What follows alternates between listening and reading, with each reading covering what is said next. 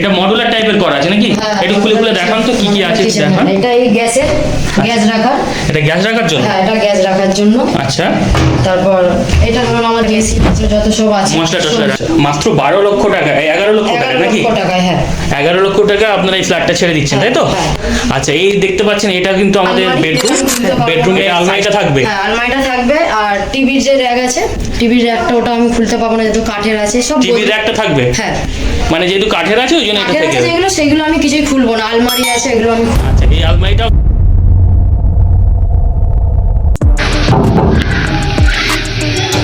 নমস্কার ম্যাডাম। হ্যাঁ, নমস্কার। তো আপনি নাকি খুব কম দামে একটা ফ্ল্যাট ছেড়ে দিচ্ছেন? হ্যাঁ, খুব কম দামি আমার এই ঘরটা 11 লক্ষ টাকায় ছেড়ে দিচ্ছি। 11 লক্ষ টাকা ছেড়ে দিচ্ছেন? এত কমে? হ্যাঁ, মাত্র 11 লক্ষ। তো কারণ কি আছে? এখানে কোনো প্রবলেম আছে নাকি? না, কোনো অসুবিধা কিছু নেই, কারণ আমার টাকার খুবই আর্জেন্ট। খুবই আর্জেন্ট আছে টাকা, তাই তো? খুব দরকার।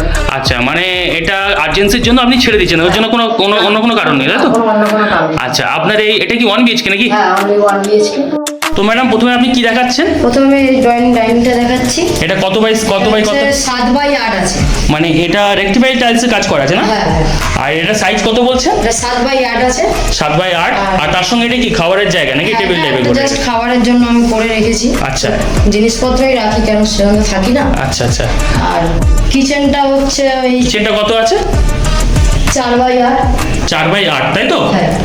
এটা মডুলার টাইপের করা আছে নাকি? একটু খুলে খুলে দেখান তো কি কি আছে দেখান। এটা এই গ্যাস রাখার। এটা গ্যাস রাখার জন্য? হ্যাঁ, এটা গ্যাস রাখার জন্য। আচ্ছা, তারপর এটা ধরুন আমার জিনিসপত্র যত সব আছে, মশলা টসলা রাখার। হ্যাঁ, মশলা টসলা সব রাখার। আচ্ছা, আর ওটা? এটা এখানে নোংরা ফেলার ডাস্টবিন আছে। ডাস্টবিন আছে। আচ্ছা এখানে বাসনপত্র রাখার আছে।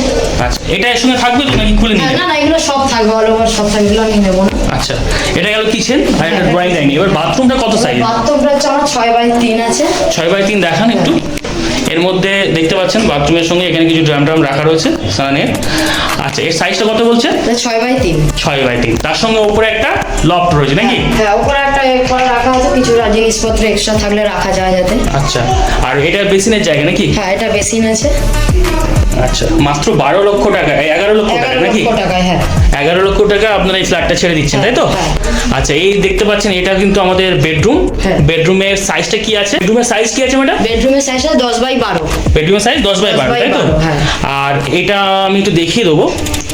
দেখতে পাচ্ছেন বেশ বড় বেডরুম রয়েছে একটা, কিন্তু বেড পড়ার পরেও এটা খাটটা কি থাকবে? এই যে খাটটা রয়েছে, না, এই খাটটা আমি নিয়ে নেবো। খাটটা নিয়ে দেবেন কি? কোনটা থাকবে? এটা থাকবে? হ্যাঁ, থাকবে হচ্ছে এটা আমি খুলতে পারবো না। এটা আলমারিটা থাকবে? হ্যাঁ, আলমারিটা থাকবে। আর টিভির যে র্যাক আছে, টিভির র্যাকটা ওটা আমি খুলতে পারবো না, যেহেতু কাঠের আছে। সব টিভির র্যাকটা থাকবে? হ্যাঁ, মানে যেহেতু কাঠের আছে ওই জন্য এটা কাঠের থেকে আছে যেগুলো, সেগুলো আমি কিছুই খুলবো না। আলমারি আছে, এগুলো আমি খুলবো। আচ্ছা, এই আলমারিটাও থাকবে? আলমারি, ড্রেসিং টেবিল, হ্যাঁ, এটা থাকবে। আর আয়নাটাও থাকবে। এই আয়নাটা থাকবে, তাই তো? আচ্ছা, এটার সাইজ তাহলে কত বলছেন? 10x12, তাই তো? হ্যাঁ। আচ্ছা, মোটামুটি খাটটা নিয়ে নেবেন, আর যেগুলো আছে দেয়ালের সঙ্গে সাটানো সেগুলো সব থাকবে। সেগুলো কাঠের যাবতীয় যা জিনিস আছে সবই থাকবে। আচ্ছা, এর সঙ্গে কি আছে? এটা ব্যালকনি নাকি? ব্যালকনি আছে। আচ্ছা, দেখতে পাচ্ছেন আপনারা কিন্তু এখানে একটা ব্যালকনি রয়েছে। এটার সাইজ কত হতে পারে? এটা 10x2। 10x2।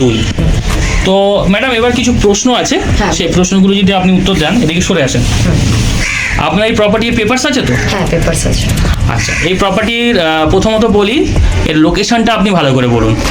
লোকেশনটা হচ্ছে এটা সাউথ ক্যালকাটা। আচ্ছা, গড়িয়াহাট থেকে বাস 212 বাস ধরলেই পুরো হালতু বাজার, আর হালতু বাজার থেকে 5 মিনিট হেঁটেও আসা যায়। নিয়ারেস্ট স্টেশন কি হবে? ঢাকুরিয়া, তাই তো? ঢাকুরিয়া, আর নয় এই যে কসবা বাজার। কসবা বাজার, তাই তো? কসবা বাজার। কসবা থেকেও আসা যায়, হ্যাঁ। হালতু থেকে এই আপনার ঢাকুরিয়া থেকেও আসা যায়। আচ্ছা, যাদবপুর থেকেও আসা যায়। যাদবপুর যাদবপুর থেকে অটো ধরলে আমার হালতু বাজারের সামনে, এই মসজিদের সামনেই নামাবে। আচ্ছা, আর ওখান থেকে 5 মিনিট। এই জায়গাটার নাম কি আছে? এই জায়গাটার নাম হচ্ছে 1/39 যাদবগড়। যাদবগড়। আশেপাশে ক্লাব কিছু? আশেপাশে একটা স্কুল আছে। স্কুলের নাম কি আছে? বিদ্যাধরপুর স্কুল।